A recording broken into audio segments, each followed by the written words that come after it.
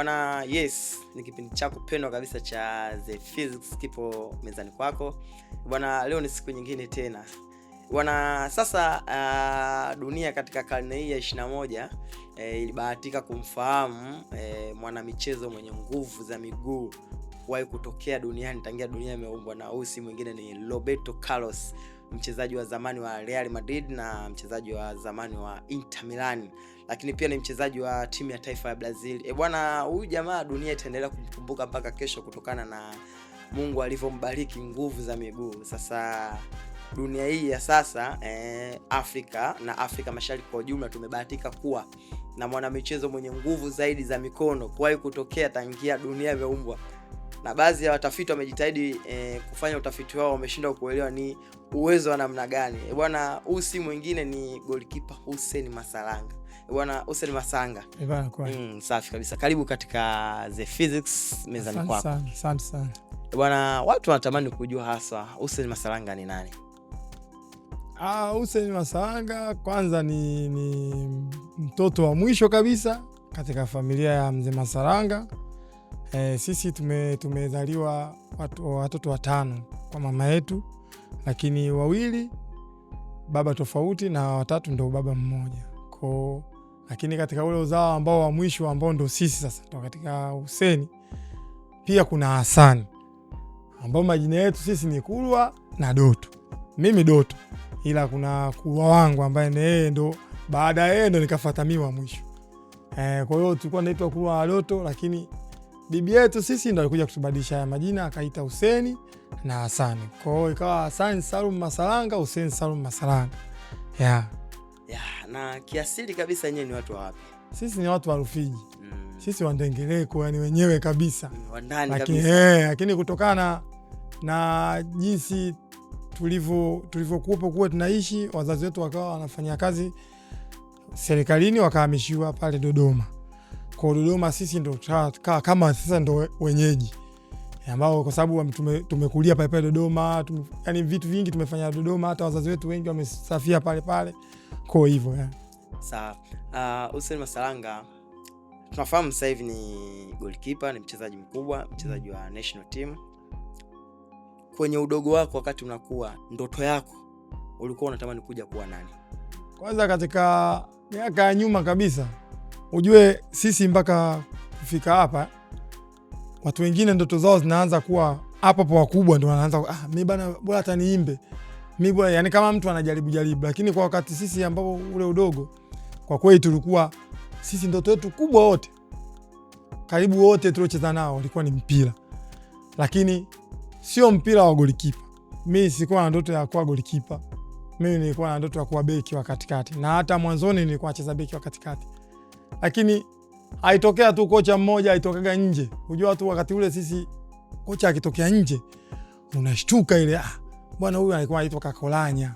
Yeye alikuwa ni Mzimbabwe. Yeye ndo alinibadilisha mimi namba kutoka center half mpaka goalkeeper. Na ilikuwa mazoezini, siku hiyo goalkeeper walikuwa wamecheza wameumia, lakini huyo mmoja akawa yani tabia yake ilikuwa yani brother, lakini alikuwa na tabia ya kuzilazila. Sasa yule mmoja ameumia, afu yule brother mwingine kazila.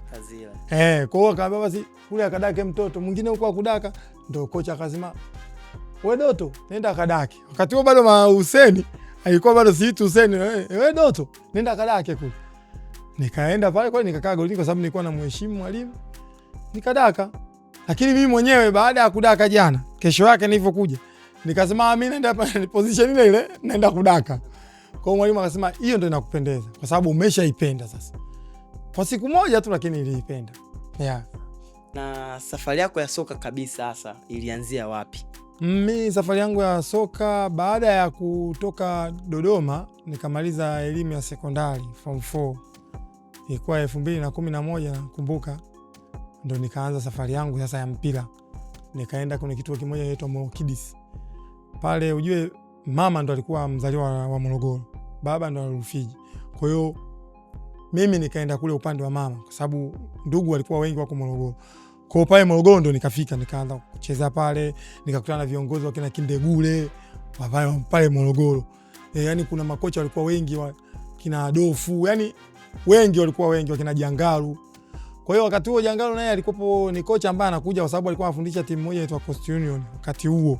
Sasa sisi tulikuwa tuko ligi kuu, kwa hiyo tukiona ile timu ya watu wa ligi kuu wanakuja pale, yani tunapata ile yani morali fulani, kumbe hapa tunaweza tukafanya tukaenda kucheza ligi kuu muda wote. Kwa hiyo mimi nikajiunga na kile kituo pale, japo hatakuwa tunajiunga kama wanavyojiunga sasa hivi watu wengi, vijana wengi pale, kwamba lazima wasaini siyo mikataba siyo. Pale sisi tujiunga na baba, njooni nyinyi mna uwezo hivi na hivi. Kwa hiyo nilipotoka pale sasa ndo nikafanikiwa kupata timu yangu ya kwanza kabisa, ilikuwa inaitwa Lipuli FC. Wakati huo yenyewe iko daraja la kwanza. Kwa hiyo mimi nikaja nikaambia bana, mnahitajika mwende mkapandishe timu. Lakini sasa unajua mtu anakuambia nenda, unatakiwa ukapandishe timu ligi kuu. Hujawahi kucheza ligi kuu, hujawahi kucheza hiyo daraja la kwanza, hapo unakutana na kitu kama hiko. Kwa hiyo mimi nikaona acha niende nikajaribu. Kama inaweza ikawa bahati yangu. Lakini Mungu akasaidia kweli, tukaenda pale Iringa. Nakumbuka kuna bosi mmoja alikuwa aitwa Cyprian Kuyava. Yeye ndo alitupokea pale, ambao ndo alikuwa mwenye timu. Kiukweli hata mimi kwenye mpira sikuwahi kutegemea kama naweza nikashika la milioni 1.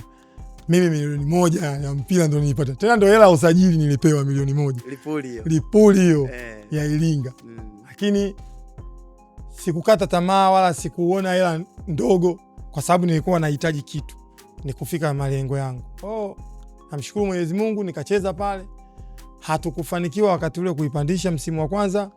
Msimu wa pili pia hatukupandisha, mpaka msimu wa 3 tukupandisha pia. Kwa lakini walikuwa wanatuvumilia, tunaenda nyumbani, tunarudi, tunajaribu tena, lakini hatujawahi kuishusha ile timu. Mpaka tunaondoka pale, hatujawahi kuishusha ile timu. Kwa baada ya kutoka pale ndo nikaonekana na timu moja inaitwa Stand United ya Cash wakati huo. Sasa hiyo Stand ndio ilikuwa imetoka kutoka ligi daraja ya kwanza kwenda ligi kuu, imepanda sasa. Lakini nilionekana vipi wakati tulikuwa na mechi na kumbuka na wale Friends ya daraja la kwanza. Tulikuwa na mechi pale Karume pale. Ile mechi mimi nilicheza wakati niko Lipuli. Nikacheza ile mechi, nilicheza vizuri sana. Sasa viongozi wa Stand walikuwepo pale na wao walikuwa wanatafuta wachezaji. Wakati huo kocha alikuwepo, kuna kocha mmoja alikuwepo anaitwa Sylvester. Ndio alikuwa anatufundisha sisi wakati huo. Basi wewe kocha ndo akawa anatuambia tu muda wote hapo unaweza ukatoka, kwa sababu wewe unaonesha uwezo. Yaani kila mmoja alikuwa anamwambia, lakini kila mmoja anamuita kwa muda wake, anaongea. Alikuwa kocha mzuri sana. Kwa hiyo akaniambia, wewe kazana, kuna watu wameniulizia kuhusu wewe. Hata sikujua ni watu gani.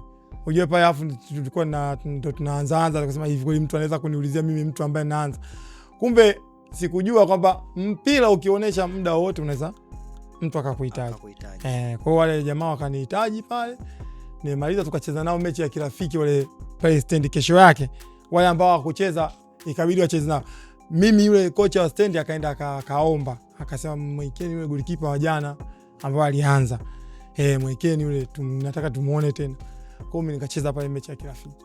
Baada ya kucheza mechi ya kirafiki pale, yule kocha akaniambia tu unaenda uko Shinyanga, lakini sio kwamba unaenda kusajiliwa. Kuna trial kule. Inabidi upige trial.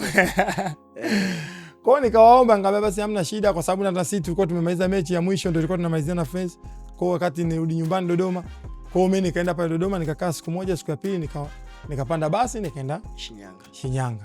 Huko ndio kulikuwa kuna mitihani mikubwa zaidi ambayo sikuwahi kukutana nayo, lakini kutokana na jinsi maisha jinsi yalivyo, huwezi kataa mitihani, wala huwezi kuipinga wala kuweza kuikwepa.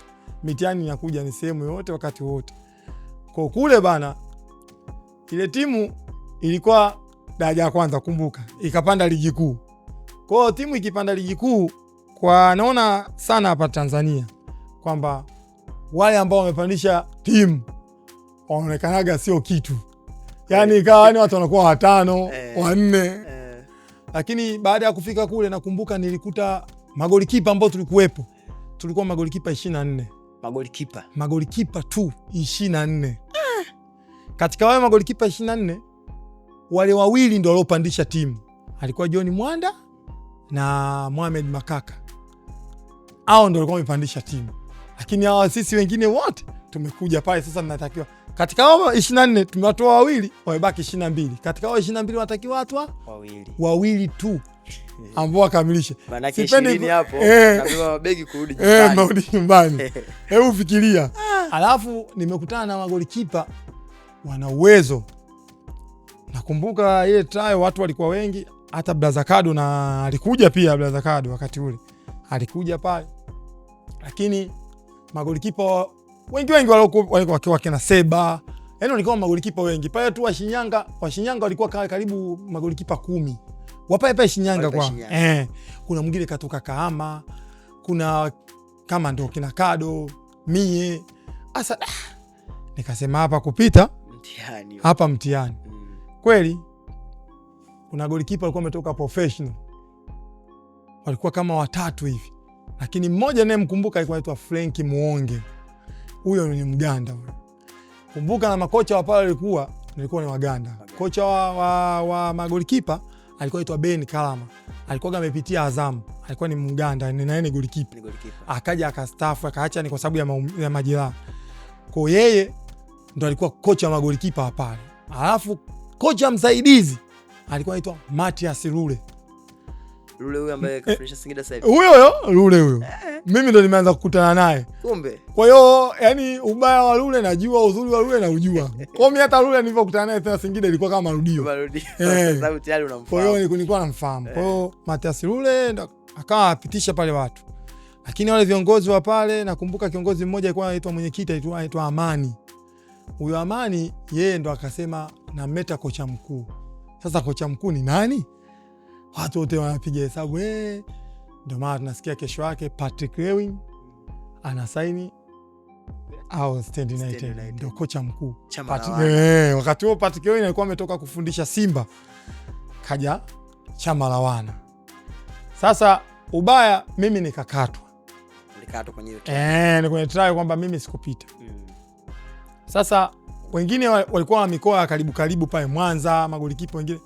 Kwa walivyosema pale bana, hawa ndio wamepitishwa. Kwa akapitishwa Frank Muonge, Makaka, John Mwanda na golikipa mmoja alikuwa anaitwa siju Seba, si kitu kama hicho, alikuwa anaitwa Seba, lakini alikuwa anatokea nje Nigeria. Kama wamewachukua. Sasa mwalimu, siku ambao mimi ndio nilikuwa natakiwa niondoke, nikawa nauli sijatumiwa, ikabidi nibaki. Nakumbuka wakati huo walikuwa stand walikuwa wanaofanya trial, tulikuwa kuna nyumba imepangwa, kwa hiyo watu walikuwa wanakaa pale. Kwa hiyo akaja mtu akatuambia, nyie msikate tamaa hivi, na ni kiongozi aitwa Mbasha, alikuwa anatushauri mambo mazuri sana. Alikuwa yani ni mtu alikuwa ana cheo kikubwa, lakini ni mtu ambaye alikuwa anajichanganya sana na watu. Akawa atuambia pale, msikate tamaa bana, hivi na hivi. Sasa alikuwa anaongea na mimi. Sasa mimi unajua siku zote mimi mcheshi. Kwa mimi yani mtu hata nikiwa naongea naye hivi anafurahi, yani jinsi ninavyoongea, labda bana Masalanga anaongea kitu kitu hivi. Mimi mcheshi, nikawa naongea naye akawa amependa yani huyu mbona gani unavyoongea, licho umekatwa, lakini licho nimekatwa, namna anakuwa huko na furaha, yani kwamba sina kwa nini nimekatwa, mimi ananizidi uwezo. Hapana, mimi nilikuwa naamini mimi bado. Wakati ule nilikuwa naamini mimi bado wakati wangu utafika. Yani bado mimi wakati wangu utafika. Hata nilikuwa nasema mimi hata kwenye trial hii ni heshima kwangu. Yani kufanya trial na watu ambao wamesha kuzidi ni heshima. Kwa hiyo mimi nikaa nimemshukuru Mwenyezi Mungu. Sasa mwalimu alivyokuja yule, mimi nilikuwa naenda mazoezi kucheki. Na akaa kule jukwani na cheki hivi. Akaambia wale waliokatwa wako wapi? Hasa kuna wengine wako kambini kwa sababu wengi walikuwa wametoka mbali afu hawana nauli, kwa hiyo walikuwa wanasubiri nauli tu. Akaambia basi naomba tuweke mechi. Hawa waliochaguliwa na ambao wamekatwa. Ubaya huo. Ubaya huo. Kwa basi yule kocha alivyosema vile, watu wakasema basi sawa, hamna shida. Sasa ukija kuangalia kwa wale waliobaki ambao walikuwa hawajachaguliwa, ambao ndio kina sisi, golikipa nilikuwa nibaki peke yangu. Basi mwalimu akaambia basi kesho tuna mechi pale Kambarage bana, twende tuchezeni. Kweli mimi nikaingia pale nikajiandaa. Kweli kesho yake nimefika, nikaenda nikacheza. Ilikuwa asubuhi. Mimi kama kawaida yangu, mimi nikiwa golini sipendaji masiala. Yaani masiala yale sipendi kabisa. Sipendi kabisa. Sauti ya kipa heshimiwa. Alafu wakati huo sasa ndo nilikuwa na uwezo wa kurusha. Yaani nilikuwa nikisema leo napitisha goli hadi goli, napitisha kweli. Yaani nilikuwa naurusha mpira, yani hata mimi mwenyewe nilikuwa najishangaa sema hivi naurushaje mimi hivi? Yaani nikisema narusha kweli. Kwa mpira mmoja umepigwa nimedaka, nimeanzisha sijui kuna mtoto mmoja alikuwa anaitwa Meshak. Yeye ni mtoto wa Mbeya yule. Alikuwa steka, alikuwa anakimbia huyo. Basi mimi nikidaka, Salanga. Mimi natupa. Tukawapiga wale goli 3 kipindi cha kwanza. Yule mzungu kumbuka yuko juu tu kule, amekatwa anaangalia. Baada ya mechi kuisha, sisi tumeshinda ile goli, mechi ile imeshinda goli 4-2 kwa wale ambao wameshaguliwa. Kwa wale kule walicheza wote, walicheza sababu tulicheza dakika 60. Yaani zilipigwa 60 za kwanza, 60 za pili. Sasa sisi kwa sababu tulikuwa wachache, kwa wakana anawachukua na wale ambao wamechaguliwa anatuingizia na sisi ili mradi watu wapumzike. Kwa mimi golikipa sikubadilisha. Mimi nilipiga zote. Yaani zote. 60 ya kwanza nikapiga, 60 ya pili nikapiga. Fresh tu. Kwa sababu nilikuwa kwanza namu. Alafu nilikuwa yani kwamba kile kitu unajua unakifanya unasema kwa moyo kwamba labda inawezekana pia nikachaguliwa. Kumbe ndio Mwenyezi Mungu anasema hii yako sasa. Kwa mwalimu alivyoshuka mtu wa kwanza kabisa akaniita mie pale. Sasa mimi wakati ule nilikuwa sijui Kiingereza, sijui chochote, banu sakanu, sina chochote ninachokijua. Kwa unamsikiliza. Kama msikiliza akaja yule Mbasha sasa yule kiongozi Mbasha ndo akasogea pale akawa nitafsiria jinsi mwalimu anavyosema. Nikamwambia basi hamna shida nini, mwalimu anasema anamwambia Mbasha huyu kesho aje mazoezini. Basi kweli kesho yake mimi nimeambiwa nije. Japo kuna viongozi walivyosikia taarifa hawakupenda. Kwa sababu mpira wetu bwana nao wakati ule sijui wakati ule lakini wakati ule watu wengi walikuwa na watoto wao wanawashika mikono. Lakini mimi nilikuwa sijali ile kwamba mtu anashikwa mkono, lakini mimi nilikuwa na focus na kazi yangu. Kwa hiyo pale kuna kiongozi mmoja alinifuata akaniambia, wewe golikipa, yani wewe hujui kudaka kabisa. Timu hii sina taka magolikipa ambao wanadaka. Yani wewe hujui kudaka. Hata mwalimu anakuambia kesho hata usije yani. Kiongozi huyo. Akaniambia maneno kama hayo. Lakini sikukata tamaa kwa sababu si ndio maisha. Yani kuna watu watakukubali, kuna wengine hawatakubali, wengine watakukataa hivyo, yani ndio maisha ndivyo. Basi mimi nikachukulia kama tu changamoto nyingine. Nikaa nimekaa kwa sababu na yeye kiongozi alikuwa yuko karibu na yule Mbasha. Kwa hiyo mimi nikabidi nikamweleza yule Mbasha. Kaambia bwana Mbasha bwana kiongozi yule kaniambia hivi na hivi na kesho nisije. Yule Mbasha akasema yeye kuambia kama nani? Kesho njoo. Kwa hiyo mimi kesho yake na viatu na gloves zangu huyo nimetimba bwana. Tena mimi nimeanza tabia ya kuishi kiprofessional. Na hisi hata yule mwalimu alinipenda hivi. Mimi katika kitu ambacho ninachojali muda. Yaani muda najali kuliko kitu kingine chochote. Kwa sababu hata maisha wakati tunaanza sisi muda ukitoka shule unaenda madrasa, yani muda unazingatia muda. Mama alikuwa hapendi masiala, yani kwenye swala la muda mama alikuwa yuko very good sana. Kwa hiyo mimi nikawa nafuata muda pale, nimefika nimekuta hamna hata mmoja aliyefika uwanjani. Lakini mimi nimevaa, mara kaja yule kit manager nikachukua mpira wangu nikaanza kupiga hadana. Yule mzungu kaja mtu wa kwanza kabisa kanikutamie. Kaambia mchezaji kama huyu ndo namhitaji.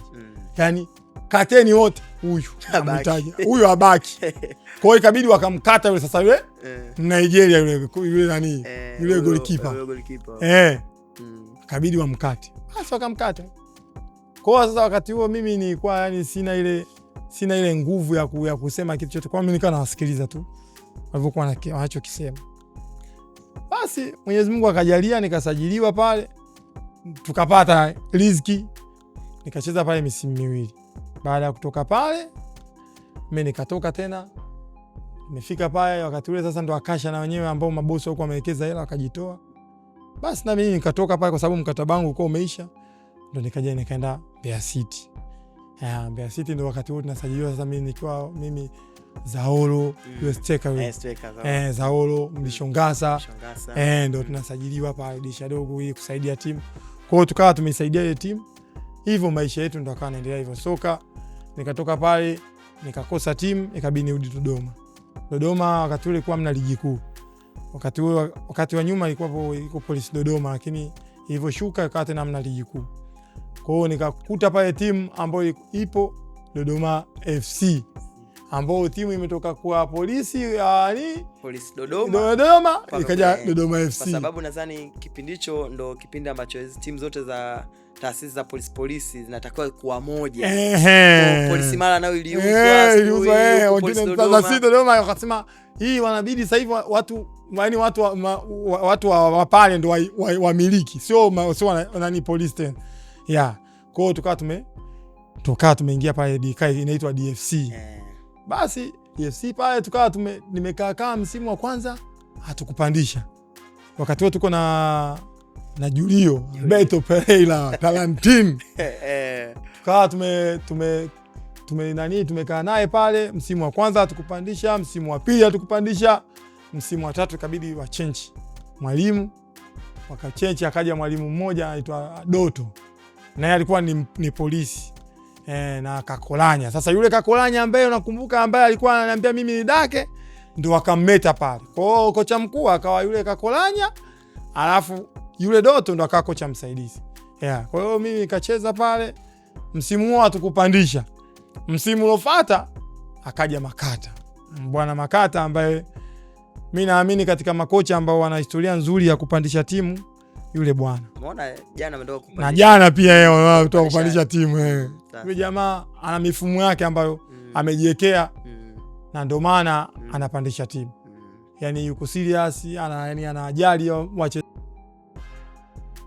Mnamwambia yule bana, tuliishi naye vizuri sana. Ndio tukaipandisha ile timu. Lakini katika hapo kwenye kupandisha kuna zilikuwa mechi mbili zilikuwa zimeongozana. Sitosahau hadi naingia kaburini. Mechi ya kwanza ilikuwa tunacheza na Mlale. Zote Songea. Alafu tunashindana naye EF naye ana mechi na African Sports hapo Dar es Salaam. Kwa sasa EF alikuwa na uwezo, unaona kabisa huyu ana uwezo wa kila kitu. Ela anayo, sijui wachezaji anao. Kwa hiyo hawa pande hawa. Alafu sisi tunaambiwa hii timu inataka ipande kwa sababu makao makuu. Kumbe hawajui kwamba sisi nguvu zetu ndio tulikuwa tunaweka pale. Lakini yani ile timu ilikuwa sisi tuna spirit, yani wachezaji tukiambia jamani si dakika 15 tuwatafute tupate goli. Wanatafuta kweli. Watu wanatafutwa kweli. Yani unaona kuna striker wetu mmoja alikuwa Anwar Jabiri. Sasa hivi yuko Dodoma. Yule tulikuwa tunamtegemea sana pale. Basi sisi yani tumeenda, mwalimu anatuambia hizi mechi tukiwin zote sisi tumepanda ligi kuu. Sasa ile ilituongezea kama morali. Japo timu ilikuwa sio sana. Walikuwa wanatusaidia wakina mheshimiwa Antoni Mabunda, alikuwa anatusaidia kiukweli. Na matajiri wa pale Dodoma walikuwa wanachanga hela, tunakuja napata posho. Maisha yalikuwa yanaenda hivyo. Lakini tulipambana hizo mechi. Mechi ya kwanza tulikuwa na Mlale. Hiyo mechi na Mlale bana. Hiyo mechi kabla haijaanza kwanza, yani kesho yake mechi, yani kila mmoja anamtambia mwenzie. Hata yani hawa si wanajifanya wenyewe wafungiki. Maana sisi tulikuwa hatufungiki kweli. Yani kutufunga sisi tulikuwa hatujawahi kupoteza mechi hata moja. Toka tumeanza kucheza ile ligi. Tulikuwa hatujawahi kupoteza mechi hata moja. Kwa watu walikuwa wanatuogopa sana. Wasema hawa wana fiziki kali. Sasa wale unajua wanajeshi wakati ule Mlale wanasema leo tutaoneshana sasa. Wenyewe kati ya wanajeshi na sisi. Tuone nani zaidi. Basi ile mechi bana imeenda. Tukafika siku ya mechi. Wale Mlale walijaza uwanja. Mashabiki wao wamekuja na fimbo. Wanatutishia leo mtakoma leo. Nakwambia leo atoki mtu. Dakika 15 tumewapiga chuma mbili. Goli la tatu sasa. Anuari kaenda na mpira kakatwa kweli. Refa kaweka penalti. Kocha akaona usinitanie. Kocha wao yule kachukua gongo na kwambia ndani piga refa. Kabisa. Kampiga kabisa. Hiyo mechi hiyo. Mimi niko uwanjani Songea hiyo. Mechi ngumu bala. Basi yule jamaa pale yule refa akabidi asimamishe kwanza mpira pale, wakaanza kumtibu. Wakati wa mtibu yule kocha kacharuka. Sasa kuna mtu mmoja alikuwa ni shabiki naye. Na hisi walikuwa wanamtegemea pale Songea, yani yeye kuanzisha ugomvi yani. Alikuwa anaona kama ndio walikuwa wanamtegemea. Yule jamaa alikuwa hajaingia wakati wa uwanjani, alikuwa amechelewa na hisi. Alivyoingia si ndo kapata zile story, kaanzisha kule juu. hawezi kutufunga watu dogo sine. Basi ugomvi pale, watu wakaanza kurusha mawe nini, refa ikabidi amalize mpira pale pale. Kumbuka sisi tuna mechi 2 pale, yani hatuondoki. Yani tunacheza leo, tunapumzika siku 2, siku ya 3 tunacheza tena na Majimaji hapo. Kaza ndio mechi ambayo ndo maana zingekuwa nasema hizi mechi siwezi kuzisahau. Tuliishi kwenye maisha ya tabu sana hizi mechi. Nadhani hiyo mentality yake hata mpo hotelini yao mnaona kama hawauni watakuja. Yani hiyo hoteli sisi hoteli tuko kuwepo. Nashukuru mkuu wa polisi wa Songea wakati ule alipopata zile taarifa akabidi atuwekee ulinzi pale kwenye hoteli. Kwa hiyo tuko tuna ulinzi. Lakini sasa ukipita, si sehemu ya kula tulikuwa tuli pale kwenye hoteli. Kuna sehemu ni pale ni kwenye ile stand yao. Kuna mama mmoja alikuwa anapika pale chakula kizuri sana. Kwa hiyo ikibidi tuende kwa tunakula pale, tunatoka hotelini nenda pale. Ilikuwa mbango kubwa sana hiyo. Kila mmoja kila mtu yani gari tumetulia kimya, si wanapita wanatukana, lakini si kimya kama sio sisi. Tunasimamisha gari yetu pale na kula. Sasa yale mambo ya unajue wanajeshi, zile timu za jeshi, ukiona fujo zile watu wenye maadili wao. Shaona fujo zimetokea vile, wakaomba radhi. Nakumbuka na TFF wakasema mechi inayokuja ule uwanja usiingize mashabiki. Yani mechi ambayo ya kwetu na Majimaji mashabiki wasiingie. Kwa kipigo na sisi kumbuka tulikuwa na mashabiki wanatoka Dodoma wanakuja kutusupport. Kwa wenyewe walikuja wakawa wamebaki nje. Lakini pale tulipokuwa tunakula pale. Siku hiyo kesho yake ndio mechi. Siku ya mechi sasa. Tumeenda pale tumeenda kunywa chai. Kumbe tusoma tu sasa mchana kile chakula cha mchana. Pale ndio wamekuja pale kwambia wamepiga yale machungwa, wametupiga na machungwa. Toka. Kila mmoja anapiga. Lakini sasa ndo mpira. Ndo mpira daraja kwanza ukitakiwa ukaze kichwa chako kweli yani. Kwa hiyo basi sisi tukachukulia tu kama vitu vya kawaida, kwa sababu uweze kumkataza shabiki kufanyia fujo, kutukana uweze kukataza. Basi tukaondoka pale na viongozi wetu, twendeni bana. Makata akatuambia twendeni, tukapanda gari tukaondoka. Tumeenda uwanjani.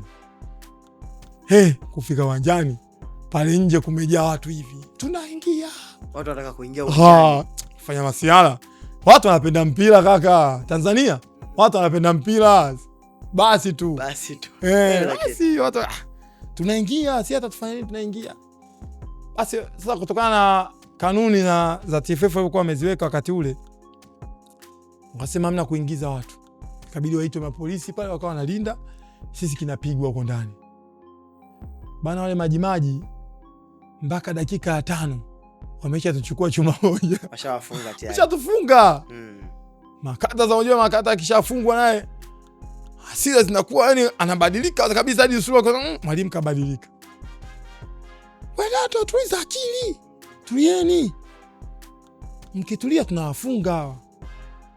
Kweli bana sisi tukawa tunamsikiza mwalimu. Mpaka kipindi cha kwanza kinaisha wanaongoza wao. Tukaenda kipindi cha pili tulivyorudi. Tukaenda jamani tupate kwanza moja. Tuwe sawa kwanza. Hayo mengine hesabu tutapiga mbeleni. Tusiangalie huko, tusisikize matokeo. Sababu na sisi tulikuwa tunasikiza matokeo yani ya IF.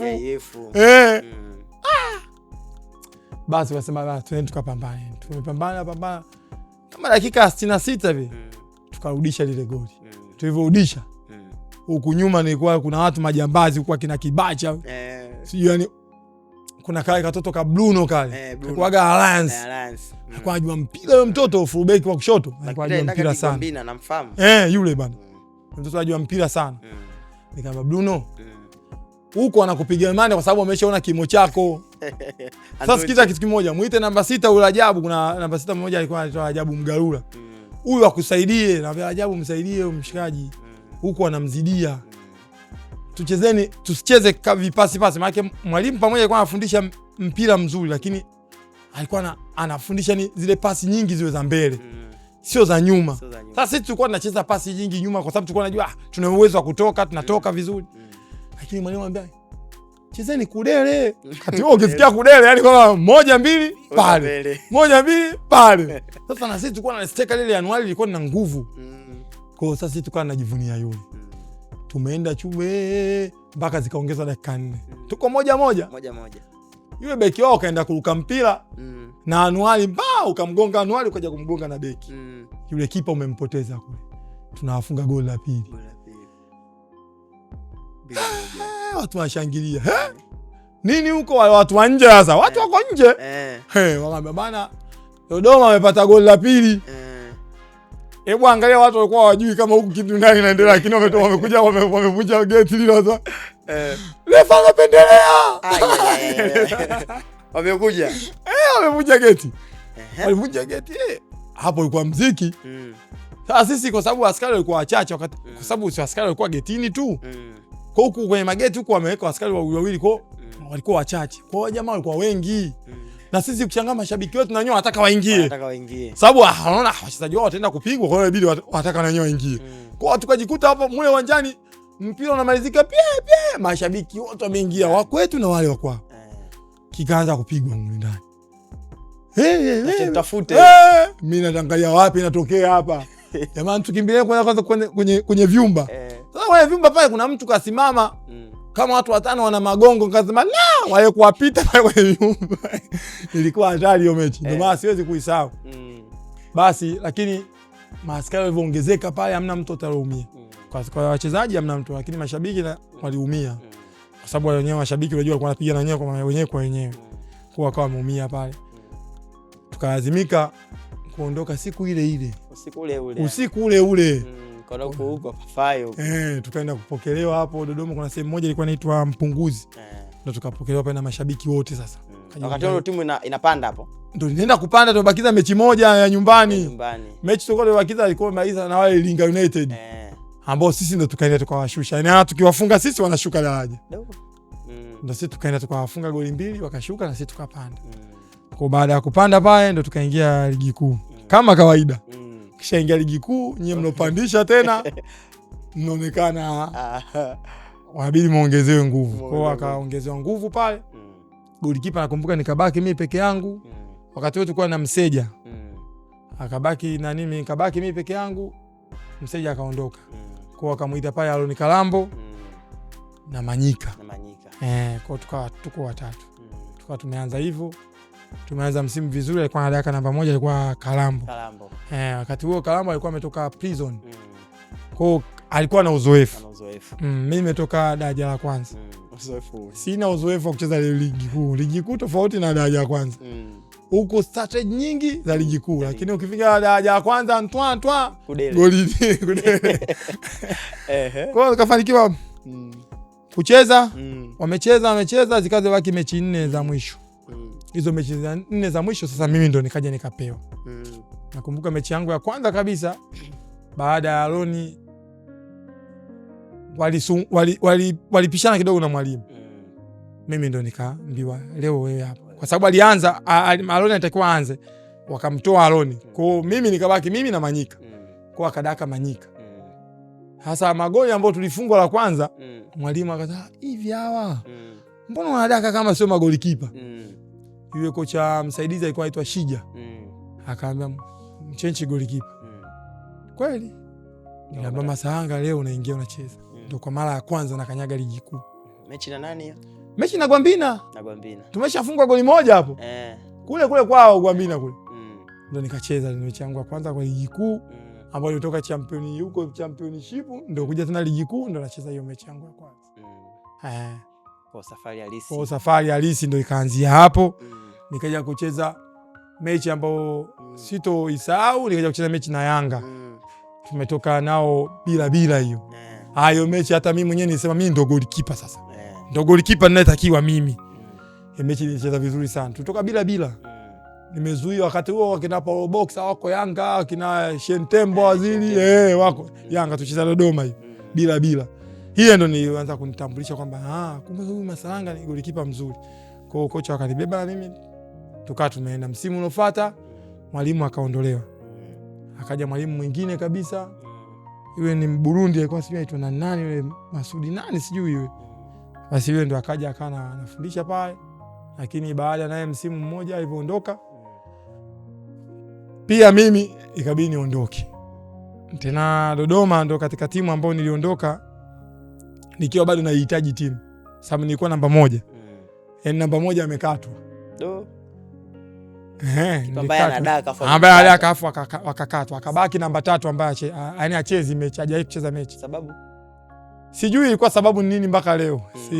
Sikujua. Lakini ndo mpira ulivyo, lazima ukubaliane na matokeo. Kwa hiyo nilipotoka pale nikaenda timu ya Masabwile. Ruvu shooting.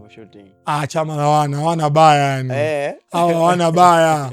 Yani hao yani freshi, kila kitu kiko freshi. Wale ndo wameenda kunifundisha jinsi ya maisha ya ukakamavu, kwa sababu timu ya jeshi. Sikuwahi kucheza timu ya jeshi mwanzoni. Pale ndo nifundisha maisha jinsi yalivyo. Ambia maisha yako hivi. Wakati wetu tukamkuta teacher aitwa Mkwasa. Mkwasa Boniface. Ndio alikuwa kocha mkuu. Mimi ndo golikipa nikawa namba 1 sasa pale. Wakati huo nilikuwa na magolikipa Sudi Dondola nakumbuka. Na kuna golikipa wa pale nimemsahau jina lake, lakini alikuwa mwanangu sana, na yeye alikuwa ni mwanajeshi. Kwa hiyo ndo tuko pale magolikipa 3. Tumepambana kati ya uwezo. Mimi ikatokea ofa. Yaani nimecheza miezi 6 ikatokea ofa. Yefu wamekuja bana, Yefu bana, tunakuhitaji. Tunamhitaji huyu, na mimi nilikuwa na mkataba pale. Kwa hiyo ikabidi wale Yefu akaongea na wale Ruvu shooting. Ruvu uongozi wao ulikuwa uko imara sana. Walikuwa ndio maana nakwambia wana baya, ni watu ambao walikuwa wanakujali wewe. Yaani Masalanga anaenda kupata apata hela, mruhusuni aende. Huyu ana familia. Tutamtengeneza mtu mwingine. Kwa hiyo timu hata kushuka mimi leo imeniuma sana. Binafsi yangu imeniuma. Ni sehemu ambayo walikuwa yani wamenipa heshima ambayo nilikuwa na stahili huko mwanzoni kupata kwenye timu nyingine, lakini walinipa wao. Ambao sikuwahi kufanyia kitu chochote zaidi ya kuwaokoa tu kwenye mechi hizi. Lakini kuna watu ambao nishawafanyia makubwa, lakini bado ile heshima hawakunipa ile heshima ambayo ilikuwa imestahili. Lakini yote kwa yote tulikuwa kwa sababu ya maisha, kwa sababu lazima upitie, ikabidi tu nipitie. Kweli wakaniruhusu tena na barua. Nikamwambia ile ambayo hela imepatikana basi hata itolewe kwenye timu kidogo. Mimi binafsi nililizia itolewe kwenye timu kidogo, nyingine nipewe mimi fresh. Kwa hiyo nikaondoka pale mimi, wakati wote tumenunuliwa ni EF, mimi na Rashid Juma. Ndio tukaenda EF. EF tukakutana na kocha Zubeli Katwila. Bwaja. Hao ni makocha ambao tumeishi nao vizuri sana. Marehemu tupata kocha marehemu Kajoba, yule Mganda yule alikuja, alifariki. Alifariki wakati tuko Singida sasa. Ile timu baada ya tukae EF tukaje kauzwa. Sasa sisi imeuzwa, tuna mikataba na EF, kwa hiyo kauzwa Singida. Kwa hiyo mikataba yetu pia na yeye kauzwa. Kwa hiyo tukaenda Singida kumalizia mikataba. Kwa hiyo Singida nikacheza, maana nilikuwa nimebakiza miezi 6. Nikacheza pale Singida nikapata nafasi. Tukua pale mimi, Mandanda, Komeni. Hao watu ndio tukwepo. Fikirini, Mapala yule. Kwa hiyo magolikipa tulikuwa 4 pale. Kwa hiyo namba 1 yetu akawa Komeni. Lakini mimi nilishia katikati, nilinyanyua mikono kabisa. Mimi mwenyewe bila ningasema siwezi endelea hii timu. Kwa nini? Kuna kocha ambao nilimkuta pale sasa, yeye alikuwa na slogan yake mpya. Sikuwahi kuiona hiyo slogan, lakini ikabidi tu nikubali. Slogan gani hiyo? Kwamba magolikipa wangu mimi 3. Akameta golikipa wake 4. Sasa mimi nikabidi yani mimi nikaa naambiwa sasa. Yani mimi nivunje mkataba. Nipewe hela zangu ili niondoke ili asajiliwe yule. Sasa nikamwambia kwa mimi mkataba navunjaje miezi 6? Siwezi vunja mkataba wa miezi 6. Mimi nataka hii miezi 6 nimalize afu mimi niondoke nikiwa free. Lakini nakumbuka timu ukimwambia mtu avunje mkataba ina maana wenyewe wanilipe mimi. Sasa mimi kunilipa najua kungekuwa una usumbufu. Najua kwa sababu nilikuwa naona, kwa sababu mimi nilikuwa sijawahi kuongea na wakati na mmiliki wa timu. Nilikuwa kwa sababu nilikuwa naongea tu na hao watu ambao mwenyekiti hivi. Nikaona hapo kutakuwa kuna ugumu. Kwa hiyo nikamwambia tu, nikamwomba mwenyekiti, naomba nimalizie. Kumbuka pale sasa ikakosekana sana nafasi ya kuingiza golikipa mwingine ambaye mpya aliyokuja pale. Kwa hiyo mimi kama nilibana ile riziki ya yule golikipa. Kwa hiyo ikabidi mimi niendelee. Si timu ikisafiri mimi naachwa. Tulikuwa tunaachwa wachezaji wengi, lakini najisemea mimi kwa sababu niko kwa upande wangu mimi. Tulikuwa tunaachwa. Tunabaki pale timu ya safiri na magolikipa 3. Mimi peke yangu golikipa ndio nilikuwa naachwa. mechi yetu ya kwanza ilikuwa tunaenda kucheza na Mtibwa, mimi nikaachwa pale. Ikabidi niongee na uongozi kama mimi kwa sababu wananiacha, naona kama timu hainihitaji, hasa niko tayari kuvunja ule mkataba. Wakasema, kiongozi mmoja akaniambia, kwa sasa hivi inawezekana labda tuongee na bosi. Bosi alikuwa anijui bado. Bosi alikuwa anijui. Yaani sije kukutana naye hivyo kuongea naye. Kwa alikuwa tu anasema tu basi hamna shida. Wanataka kuvunja mkataba tutavunja. Bosi alikuwa yuko fair kabisa. Yaani kwamba anataka kuvunja mkataba, poa tutavunja, nitampa cha kwake fresh.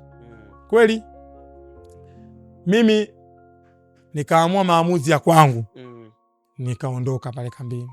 Sababu naachwa pale, sijui nakula nini, sijui nafanya nini, afu na mimi wakati wote tulikuwa Arusha, mimi mgeni. Lakini baada ya mimi kuondoka, bosi alikuja nyuma pale. Bosi mwenyewe sasa alikuja pale.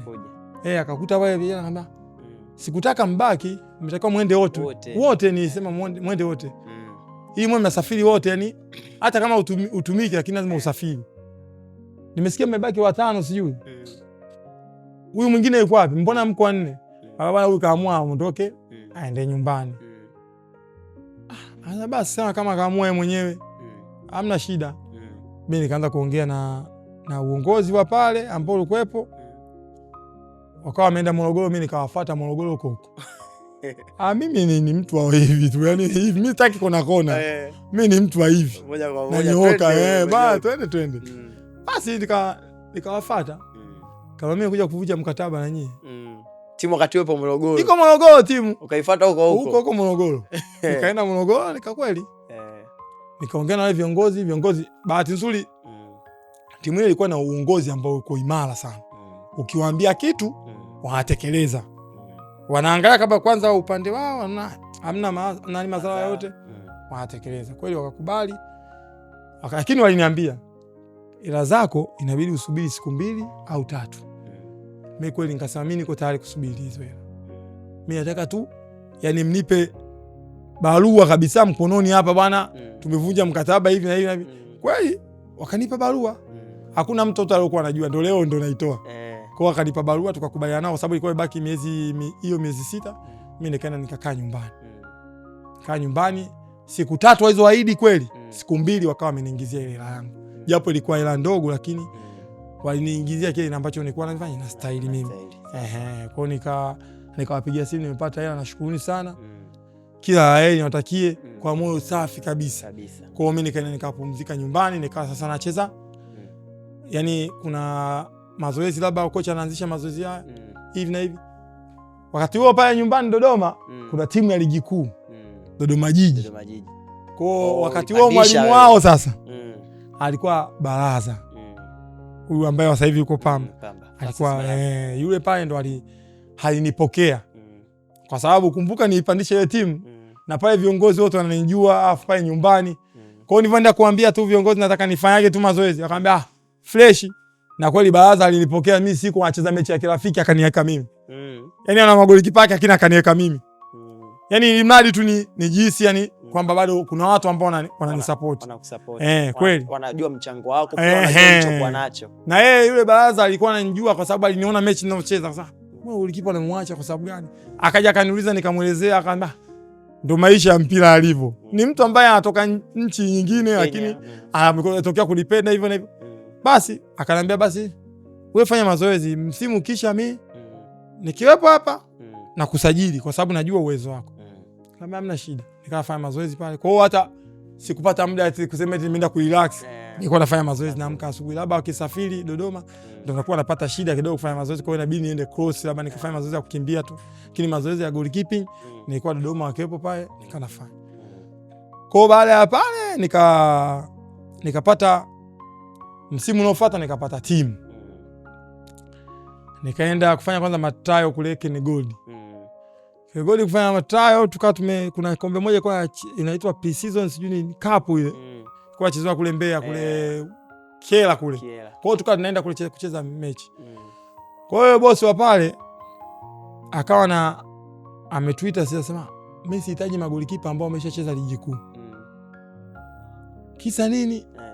Bosi akasema aongea maneno ya ajabu kidogo, lakini so maka bosi anaongea hivi hapa mna mpira hapa. Bosi hataki magolikipa ligi kuu, anataka wao ambao wanaonyesha uwezo. Je, kama vile mnaonekana mmelizika. Kama tumelizika ni kwamba ni watu fulani ambao yani kwamba chochote sisi twende tu. Kumbe hajajua kama ligi kuu iko vipi. Yule mwalimu anasema kwani tusichukue hata ligi kuu mmoja, huyu Masanga si yupo ndio tumemuita. Bosi naona akawa hatujakubaliana, basi mimi ikabidi niondoke. Nimeondoka pale ndo nafika nyumbani, siku yao nafika nyumbani Tabora ananipigia simu. Njoo bana tuko Dar sisi. Kweli mimi nikachukua tena nauli mpaka Dar es Salaam. Dar es Salaam nikakuta pale KMC wanafanya mazoezi. Ndio nikajiunga na Tabora. Tabora nilisumbuliwa pale mpaka najiunga Tabora. Nakumbuka kwanza yani leseni za wachezaji hazikutoka nyingi. Afu mechi ya kwanza nakutana na Simba. Kabidi adake Mandanda. Tukafunga goli 3. Nakumbuka tu wachezaji wengi tulikosa leseni. Leseni zilikuwa hazijatoka bado. Hivyo kwao nikaanza Tabora nikaanza tafuta namba, akaja kama Mandanda. Siku hiyo mwalimu akasema leo Mandanda kaumia, afu kuna yule golikipa anaitwa Sochima yule. Alikuwa naye Nigeria. Chaima. Sochima, alikuwa anaitwa Sochima. Acha yule Chaima yule alikuwa Gambia City, yule mwingine huyo. Alikuwa Nigeria yeye. Yule naye akaja anapewa hope yeye ndo aje acheze baada ya Mandanda kuumia. Na yeye siku ambayo tunatoka Dar es Salaam narudi tukafika pale Dodoma tukasimama tukafanya mazoezi akachana zile nyama za ndani. Kwa golikipa nikabaki mimi peke yangu. Kwa ikabidi mimi nianze kucheza. Mechi ya kwanza nianza kucheza ndio nacheza na wale waajili ambao ni walikuwa wasema hatuhitaji golikipa wa ligi kuu ambaye amecheza. Kile goli tukatoka 1-1. Mechi ya pili tukaja tukafungwa hapa na nani? Na JKT goli 4. Goli upo wewe hapo. Goli 4 wakawa yule golikipa akaja akapona. Wakamwanzisha yule. Mimi nikawa kama kocha. Ukawa kama kocha? Kivipi? Mimi nimesimama ligi kuu kocha. Wallahi. Timu ilikopo goli kocha yupo. Tabora kocha wamefungiwa wote wawili. Mmoja nahisi mmoja alikuwa ana nani ya leseni ya kukaa pale. Yule Mkundo alikuwa amefungiwa. Kwa hiyo ikabidi mimi nivalishwe kocha mchezaji, yani nimevalishwa zile jezi za uchezaji, nikapiga na bipsi. Nakumbuka kama kuna mchezaji wote wa Tabora unamjua, muulize hii situation. Mimi nilikuwa kocha Ligi kuu hii. Tunafungwa goli 4. Kocha wewe? Kocha mimi. Alafu kocha wa mbona wale wako juu. Nimesimama kama kocha pale. Na wale mimi ndo mimi yani wananielekeza.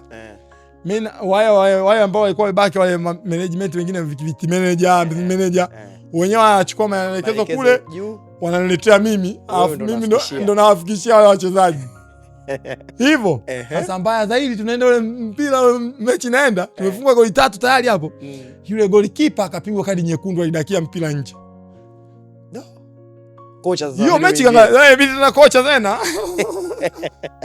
Niweke pale. Ikabidi meneja ndo asimame za kocha tena. Afu wewe kocha uingie ndani. Mimi kocha niingie ndani. Naingia tu ule mpira ule. Naingia tu. Chuma cha 4.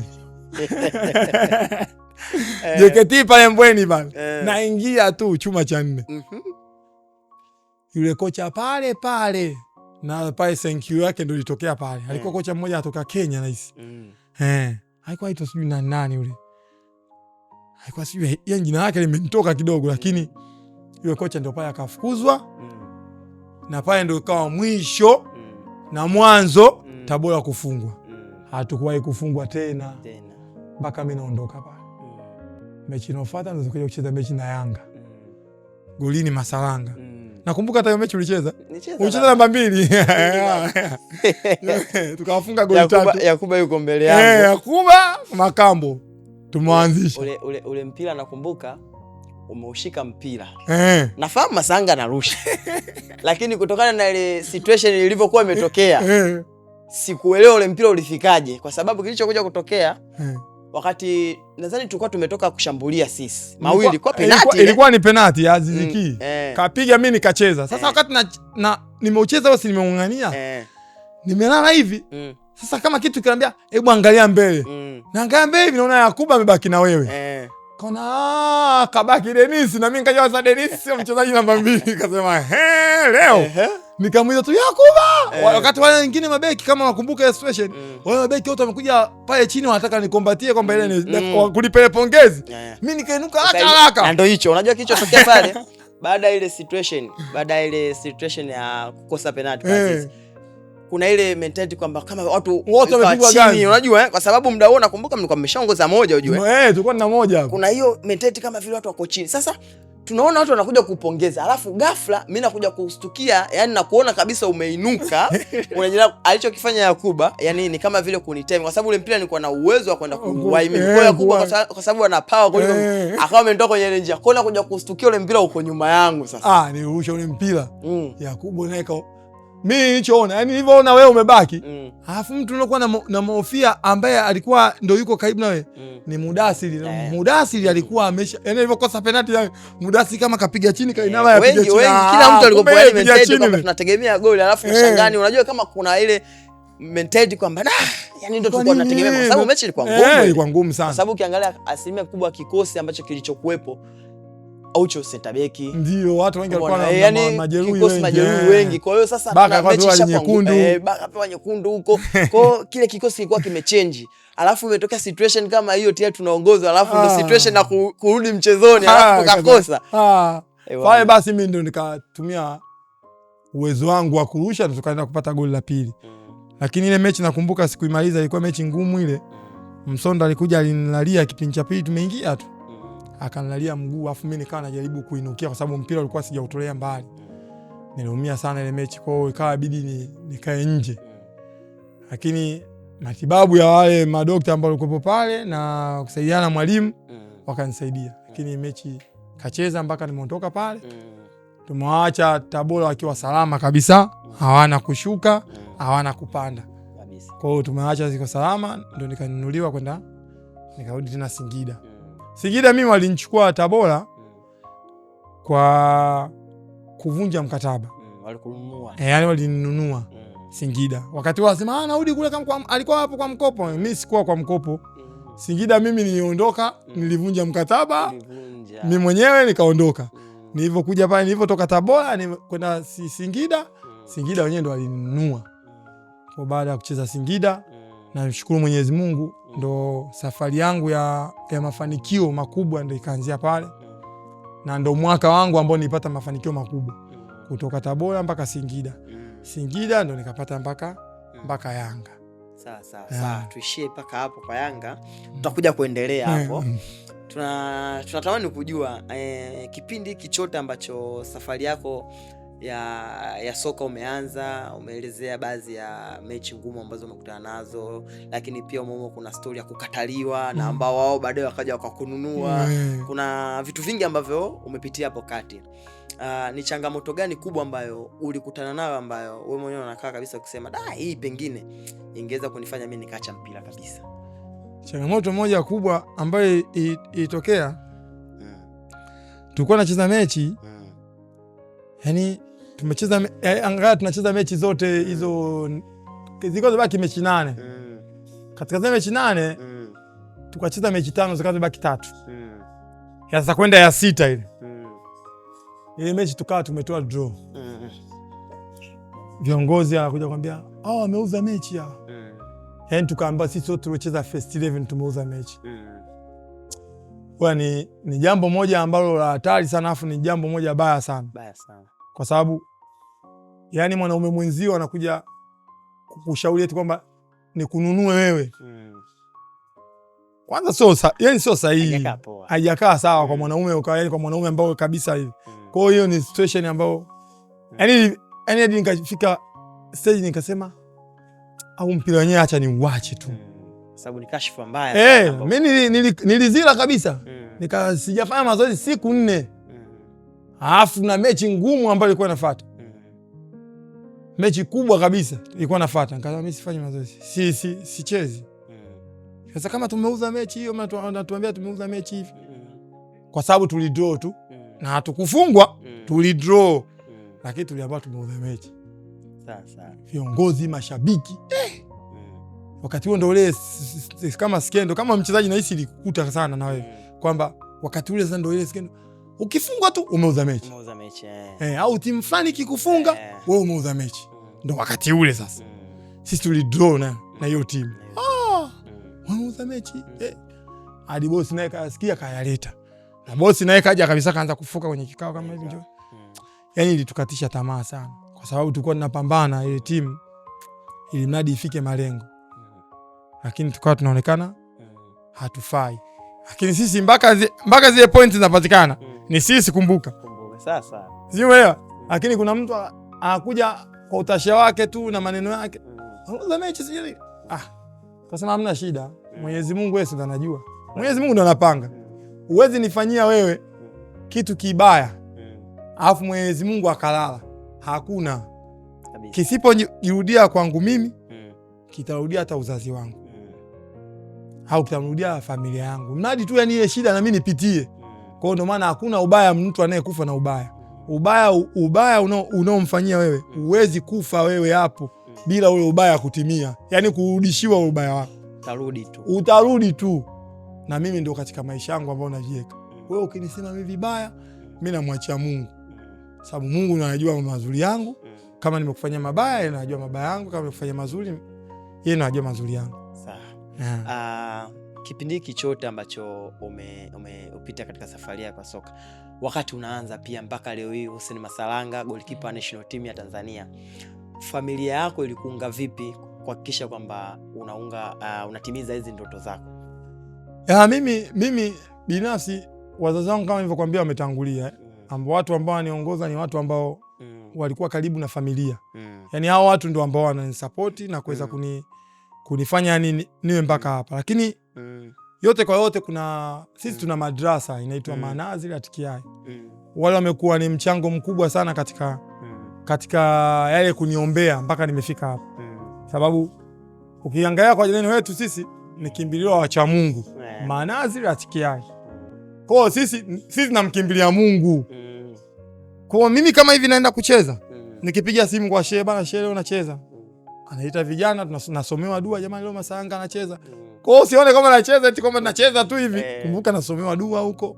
Na watu ambao wananisomea dua ni watu ambao wananizunguka, ambao tuko kwenye ile jamii ambao nimeishi mimi, wanachukua kama mwanao. Kwamba huyu mwanetu, huyu mdogo wetu, huyu kaka yetu. Sisi Manazili pale tuko zaidi ya 200 na vijana. Lakini tunaishi kwa upendo. Yaani sisi tunaishi kwa kuongozana, tunaongozana, huyu akiongoza huyu anaongozana na huyu. Hamna hata siku moja unakuta labda mimi sasa hivi ndo natembea kama umeona nimekuja na ugeni. Ule ugeni na yeye ni mtu wa Manazili na ni shehe mkubwa wa Manazili.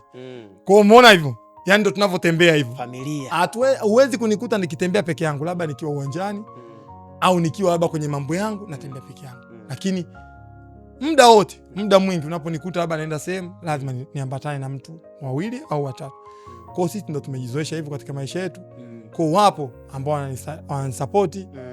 Pia hata mke wangu ananisupport sana kwa kuweza kunipa mawazo mazuri kwamba hapa tunatakiwa tufanye hivi na tufanye hivi na tufanye hivi, kwa sababu tuna familia na familia inatutegemea sisi.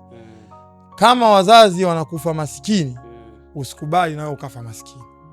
Sasa pambana sana, usiishi yale maisha ambao wazazi wako wameishi. Sisi wazazi wetu walikuwa sio maskini, ni tuseme mafukara, maana kuna maskini na fukara. Maskini wale ambao hana kitu kabisa. Fukara ni yule anayepata kitu alafu anacho, kuna muda hana, kuna muda anapata. Maskini hapati kabisa. Maskini anasubiri wewe ukampe. Sasa ndio maana tunatakiwa sisi tuwasaidie maskini. Ndio maana nasema saidia maskini. Mbona wasemi saidia fukara? Sababu fukara ni anacho, kuna siku anakosa, kuna siku anakupa nacho. Sasa kwa maskini ni yule ambaye anakosa kabisa. Kwa sisi tusiishi yale maisha ambao wazazi wetu na wameishi, sio kwa sababu ya kusema walikuwa wajinga au kusema wazazi wetu wakati maisha yao ya nyuma ilikuwa maisha magumu sana, tofauti na sasa hivi. Sasa hivi mimi naweza nikazunguka Masalanga, Masalanga superstar, vipi bosi hapo hapo? Bosi mimi hata sielewi. Achukue 50 hapa mafuta. Sijui maana vitu kama hivyo. Lakini zamani ilikuwa hamna bosi, sijui tajiri kutunzana. Kama sasa hivi unaenda unakota. Au chawa kama nani kina Mwijako leo. Mwijako kaka una baya, Masalanga una baya. Mama umemogotesha. Lakini sasa hivi unaona watu wanaokoteshana tu, lakini sio kama zamani. Ndio maana nasema hivyo, tusiishi kama wazazi wetu ambao wameishi zamani. Japo ni story ni mbaya pia, lakini ni story ambayo lazima tujifunze. Yaani kama ubaya wake lazima ule ubaya wetu sisi tuchukue kama somo. Tuchukue masomo, yani ndio somo letu sisi.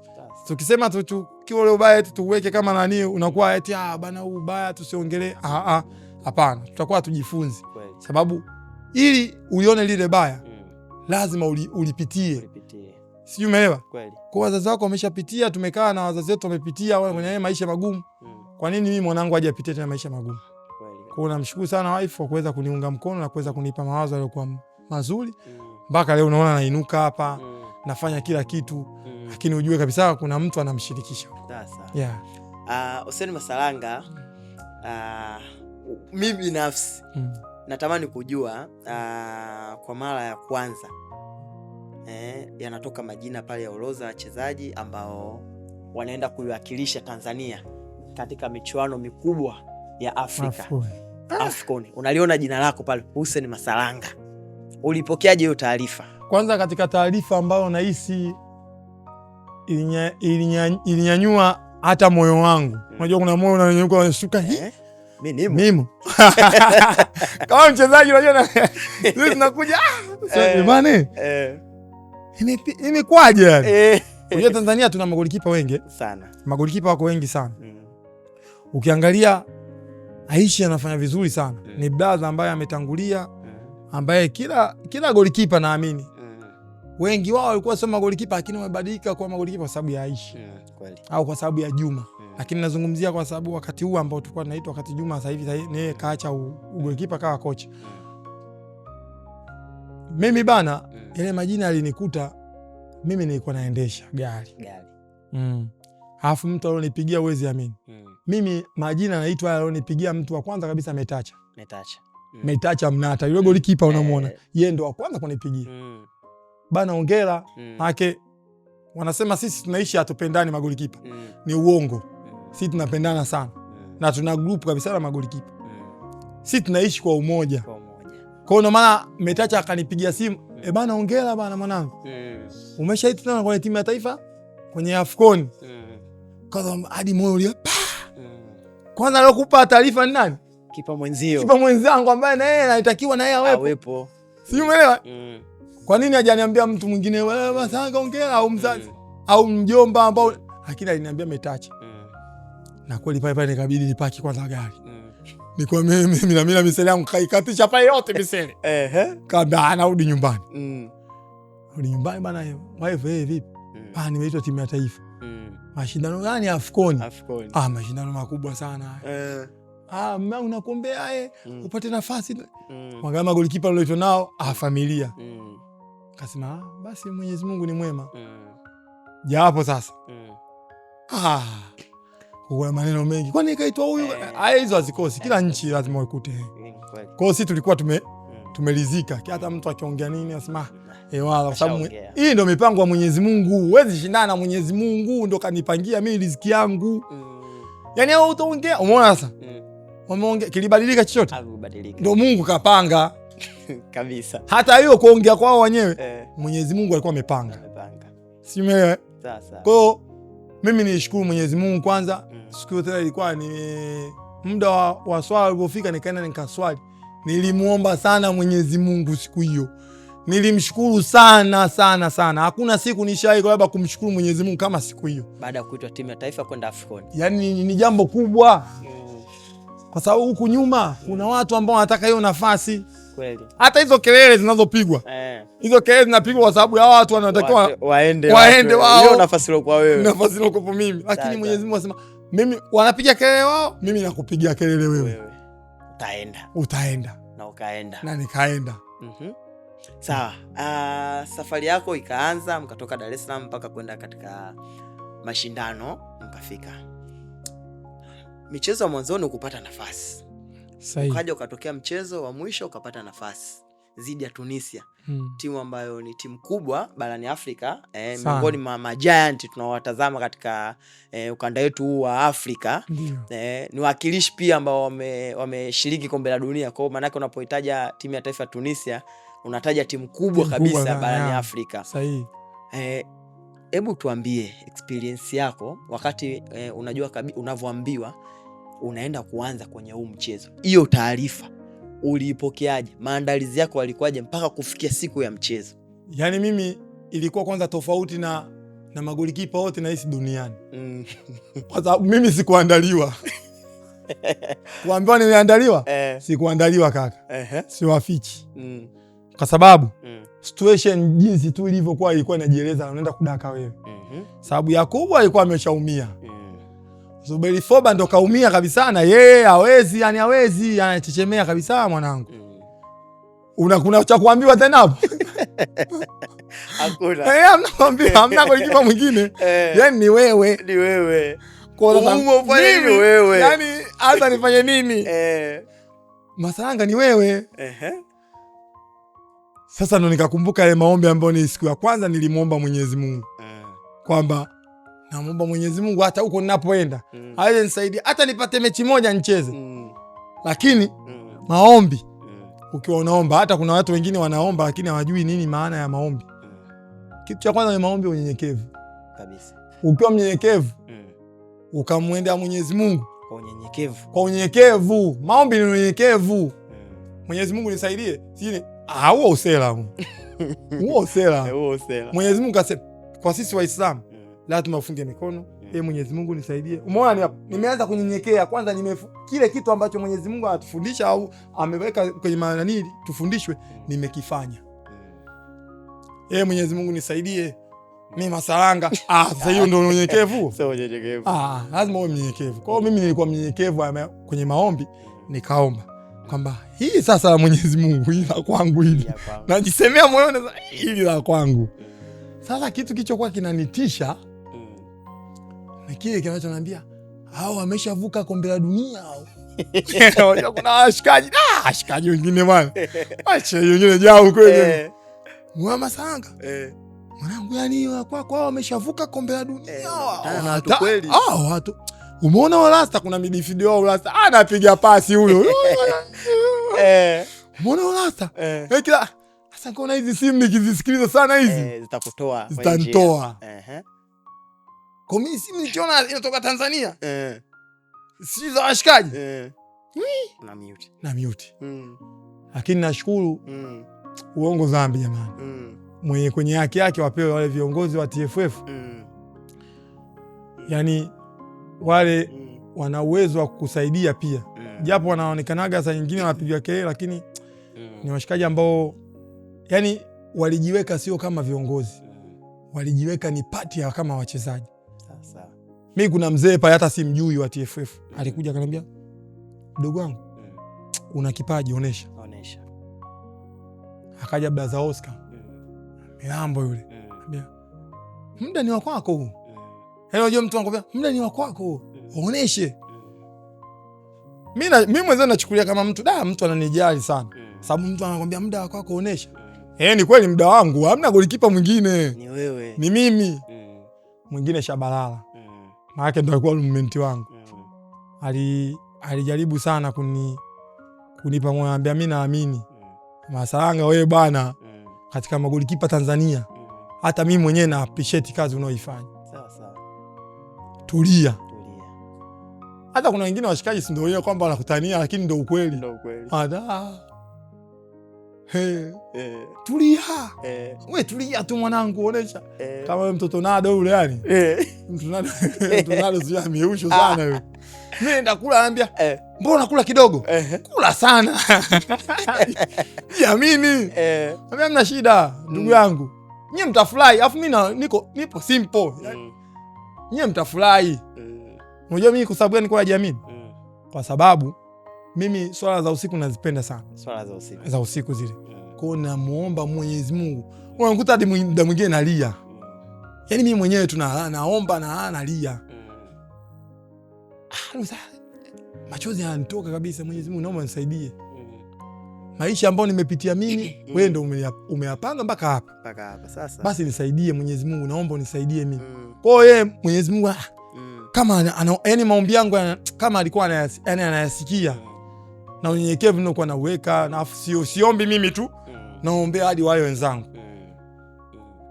Lakini mechi imefika, siku ya mechi mtu mmoja tu ndo akamwambia mimi nilikuwa nakuacha kwa sababu niwape nafasi watu wote waongee na wewe. Mimi ndo nahisi nitakuwa mtu wa mwisho. Siku ya mechi sasa tuko ndani ya wewe kwenye vyumba baba.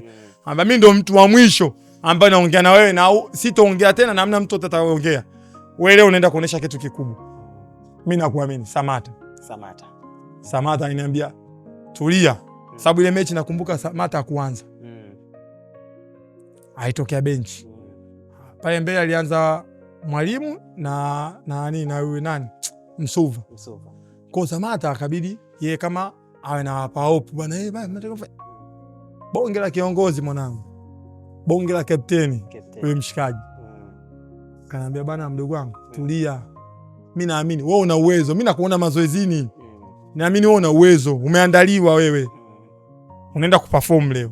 Uko hapa bahati mbaya. Wewe mpaka Samata anakuambia hivyo, mimi nitaenda kukuangusha. Huwezi kutuangusha. Nikasema mwanangu siwezi kuangusha. Sawa. Ile mechi imeisha. Kila mtu. Wewe ndo Masalanga tunayekujua. Kila mtu. Hata naamini hata wale walikuwa wanasema Masalanga hamna, tutafungwa 10. Na hizi zile 10 ziliyeyuka. Watu wamefly. Fresh team yetu tumeitangaza kweli nchi yetu kabisa. Sisi tunafika pale, tunarudi pale hotelini. Sheikh kudrona Tunisia sio jambo dogo kaka. Sisi tumepata mashabiki wa Arabu wa Morocco. Oe Masalanga. Masalanga, yaani jina la kilani la kindengereko limeenda kutajwa Morocco. Masalanga hiyo hapo unacheka.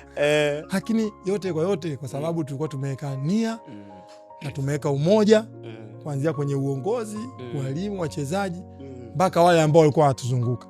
Kwa hiyo tukawa tumefanikiwa kwa namna hiyo. Tukawa tumeenda kwenye mechi moja ngumu sana ambao tulikuwa tumevuka, tukaenda na mechi ya Morocco. Nao mechi ya Morocco mimi naamini mpaka kesho ile mechi sisi tulikuwa tunastahili kupita. Kweli. Kwa sababu Morocco ni timu nzuri. Hao wanacheza sasa hivi na nini? Wametoka kucheza kombe la dunia. Ni timu nzuri. Si wabezi. Ni wana wachezaji professional lakini walimaliza. Mimi nakwambia. Kwa sababu unajua Morocco mpaka wana sisi ile Nado anakata ile penalti wenyewe wamemaliza sabu. Shamaliza. Walikuwa wameshamaliza sabu. Wako hoi. Wale waliokopo ndani sasa wako hoi. Alafu sisi tulikuwa tunaambiwa mbona wachoki hawa? Wapimwe hawa. Sisi tumeweka sisi slogan yetu sio kama wachezaji sasa. Ukizaliwa Tanzania kitu cha kwanza ujue kukaba. Basi tulikuwa na kaba kaka. Kweli. Sisi kabla ya hii AFCON kucheza, tulikuwa tunacheza mechi, tumeenda kuweka camp kule Misri. Sisi tumekutana na zile timu za watu wanakaa nalalamika pia nao. Lakini sisi tulikuwa na bullshit kwa sababu kawaida watu kulalamika. Tuwacheza na vile timu za vilabu. Wale timu za vilabu walikuwa wanasema hawa hatujai kuwaona. Hatujai kufungwa sisi toka tumeanza ile mechi. Hatukuwahi kufungwa hata mechi ya kirafiki hata moja. Sababu sisi tulikuwa tunajitia ndani tunakaba. Kila mmoja anataka amuoneshe mwalimu kwamba tunataka sisi tunakuja kupambania timu. Si taifa ukituita leo, mimi ukiniita leo nikapambania taifa langu napambana kweli kaka. Najitoa kweli kwa sababu ya taifa langu. Kwa sababu limeisha nifanyia kitu ambacho kikubwa. Si umenielewa? Kwa mechi ile tulikuwa tunastahili kushinda lakini yote kwa yote ndo mpira ulivyo. Ukabadilika ukapata matokeo kwa goli moja. Japo situation ya goli iliniumiza akili hiyo. Kwa sababu tumefunga goli jepesi. Hiyo mitandaoni tena. Insta, tufunga uzembe wa golikipa zile. Lakini mimi naamini golikipa anafunga goli lolote. Sawa. Yaani huwezi kusema golikipa kafunga goli jepesi. Goli lolote unaweza kufunga. Hata hao ambao magolikipa ambao watu ni magolikipa wa kwao. Wanawasema hatari. Washafungwa haya magoli kabisa. Lakini yote kwa yote tulimshukuru Mwenyezi Mungu, tumefanya kitu kikubwa. Japo tulifungwa lakini tulitangaza nchi kabisa. Na ndio maana unaona mpaka leo AFCON wanasema tunaenda kwa hayo jamaa wagumu haya. Sisi tunaitwa wagumu kule. Kaka sisi tulikuwa tunapiga mpira tu tutashangaa. Tanzania ambao walikuwa kijaga huko nakulaga 5-7. Sisi tulikuwa tukienda kule tunapigwa 4-6. Lakini tulivyoenda watu mpaka sisi tumefungwa dakika 75 nakumbuka. dakika 75 ndo watufunga goli wale washikaji. Lakini hapo Masalanga save nyingi. Mimi nimeokoa ile mechi jamani. Sema sasa sisi unajua sisi hatuwezi kusifiwa sana ile hatuwezaji. Sisi kwa nini? Makosa ndo yanaonekana kuliko mazuri. Mazuri lakini yote kwa yote kwa sababu ndio uwezi kumbadilisha mtu. Lakini tulipambana. Na kila mmoja aliona tulipambana. Sasa. Yeah. Okay. Hussein Masalanga, ni kitu gani ambacho mashabiki hawakijui kuhusu wewe? Mimi nahisi hawajui kwamba mimi naishi sana kwenye reality ya maisha yangu kuliko vile wanavyonifikiria. Unajua kwa sababu nasema hivyo? Mashabiki wengi wanaamini mimi niishi kama star fulani hivi. Lakini maisha na mazingira ambayo ninatoka I deserve kuishi hivyo. Sasa kama sasa hivi unaona nikiwa camp naishi kistar sababu niko kwenye yale mazingira ambayo natakiwa uishi hivyo. Lakini nikitoka kwenye maisha ya camp yani ya kazi yangu nakuwa ni mtu wa jamii. Lazima niwe karibu na jamii kwa sababu jamii ndio yenyewe inaniunga mkono na jamii ndio inaonisupport kwa kila kitu ambacho nafanya na kifanya. Ndio maana ukuta mimi nacheka. Wananiita comedy, Masalanga comedy. Lazima nicheke, ni fly. Hasa nikinuna nitaishi vipi na mtu ambaye mimi nimenuna afu mtu anacheka? Naishi naye vipi? Kwa mimi naishi na kila mtu fair. Naishi na mtu kwa upendo. Anayenipenda hata yule pia asionipenda. Mimi nimeshawahi kuishi na mtu ambaye anipendi, najua sasa huyu anipendi. Lakini nikana naishi fair hadi akabadilika. Mbona usimpendi lakini yeye ananipenda? Lakini yeye mwenyewe siku hiyo alitoa tafadhali. Nisamee sana, mimi nilikuwa nakuchukia. Aliniambia. Nilikuwa nakuchukia sana. Lakini angalia leo umekuwa kama msaada kwangu. Lakini na yeye pia nimeshamwachia nini? Somo kwamba natakiwa ni mimi niishi hivi. Kwa mimi naishi na watu peace kabisa. Siishi kistar unavyotaka wewe nyenyewe, sijui watu waishi kistar. Kistar nitaweza nikaishi. Lakini je, ni mazingira yapi? Sijumeelewa. Sasa. Kwa lakini ikiwa huku sema naishi maisha ya kawaida kwa sababu mimi na jamii ni damu. Yeah. Sawa. Katika kipindi hiki chote ambacho umepitia tangia ukuaji wako mpaka leo hii Hussein Masalanga huyu hapa. Maisha yamekufunza kitu gani katika safari yako yote hii? Kwanza kitu kikubwa ambacho yamenifunza uvumilivu. Yaani lazima niwe mvumilivu. Alafu pia nidhamu. Yaani niweze kuvumilia kitu na pia nikiheshimu kile kitu ambacho naweza kukivumilia. Mfano naweza kusema kwamba labda wewe ukanitukana. Nikaanza kwenye uvumilivu mimi na kuvumilia wewe, sikurudishiwa cha nini. Alafu baadaye nakuita kwa nidhamu, bwana Dennis hapo umenikosea hivi na hivi. Atuishi hivyo, nataka tuishi hivi. Sasa. Ndio maana vumilia pia naweka heshima. Sio kwamba sina heshima zote siku zote. Kuna muda mwingine mimi binadamu sijakamilika.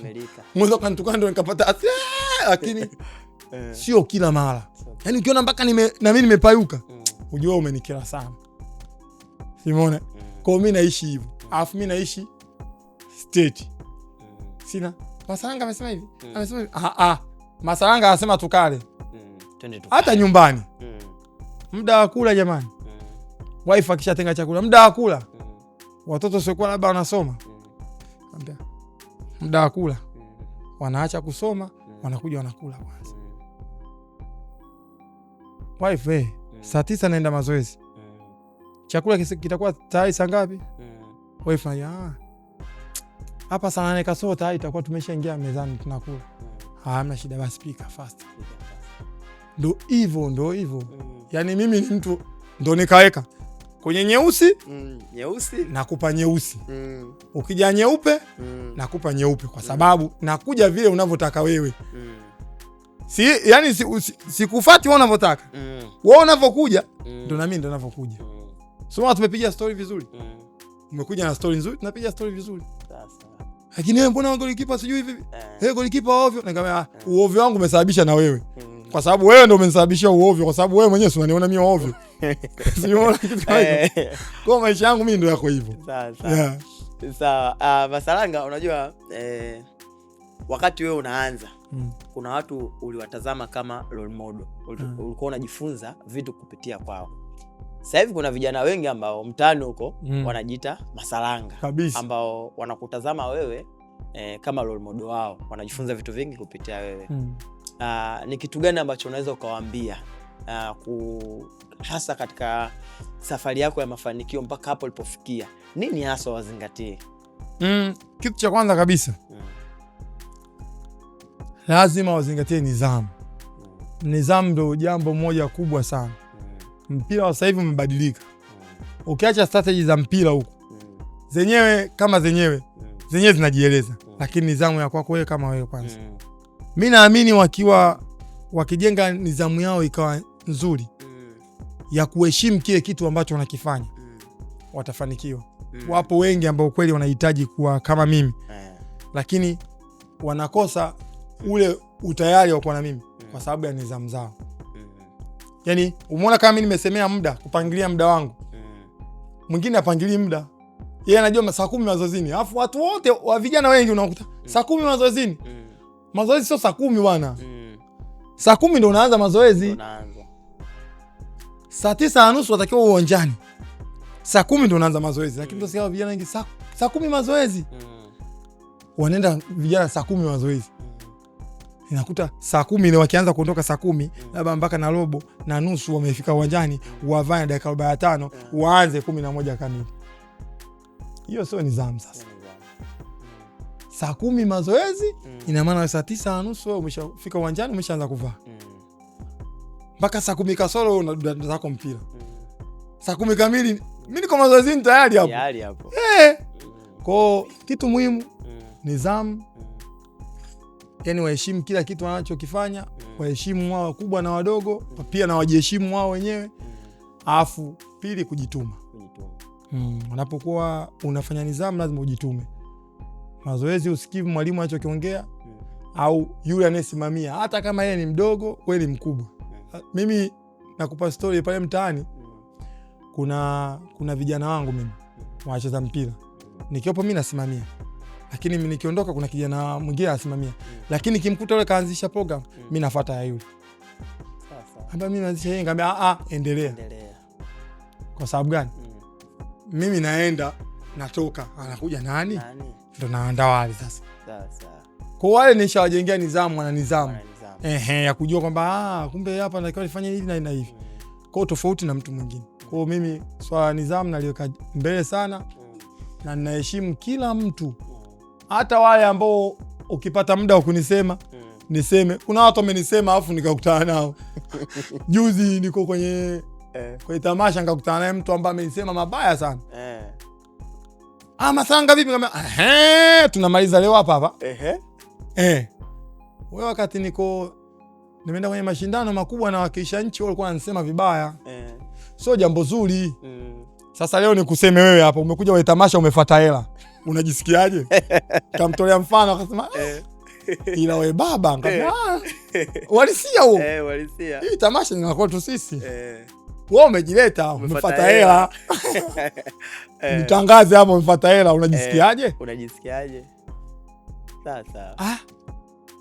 Ila Masanga hiyo mifano unaitolea wapi? Ngambia hivi.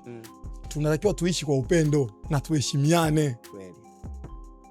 Mimi naheshimu kazi yako na mimi naheshimu kazi yangu. Sasa. Kuna makosa kweli, mimi sikatazi kuongelea makosa. Lakini sasa hivi kwa Masalanga kweli? Yaani wewe uko mtu wa mfano mbaya. Yaani nimekuwa basi umenipa mfano mbaya. Nimecheza vizuri unisifii tena. Mbona usemi sasa? Lile Masalanga lile kweli kweli. Linadaka. Niko na maanishi moja kaniuliza eti. Yaani wewe unadaka, nani wewe unarusha? Nikamwambia nakudaka najua, mbona usemi hicho? Lakini yote kwa yote ni moja ya part ya familia yangu, ni watu ambao wananisupport na ni watu ambao wanafanya kazi yao vizuri kwa kweli. Bongo zambi. Wanasema tu na wacharuo, lakini mimi si wacharuo. Mimi napiga nao, mimi wanangu wale. Wanangu hamna shida yote. Kwa hiyo ni moja ya nidhamu, hivyo vitu kama hivyo wakifanya hivyo vijana naamini watafanikiwa. Sawa. Ni ushauri gani bora ambao uliwahi kupewa? Ushauri bora? Kwanza kabisa shauri mama bi mkubwa ndo anishauri. Kwanza upende kuswali, kumomba Mungu. Huo ndio ushauri wangu bora ambao niliupata kwa mama. mwingine kwamba wapende, kila mmoja mpende. Yoyote yule mpende. Hata kama akiuchukia, akiwa kuchukii, mpende, afu waheshimu watu. Kwa hiyo mimi namheshimu mtu yote. Kwa hiyo yani hao ndio ushauri wangu bora ambao nimeshaikupea. Kwanza swali, afu wapende watu hivyo. Oseni Masalanga, mimi natamani kujua yapi malengo yako bora katika miaka 5 ambayo inakuja mbele. Yani malengo yapi ambayo umejiwekea wewe kama wewe? Mimi kwanza ningekuwa sasa hivi hapa nimepata nafasi hata kwenda kucheza nje.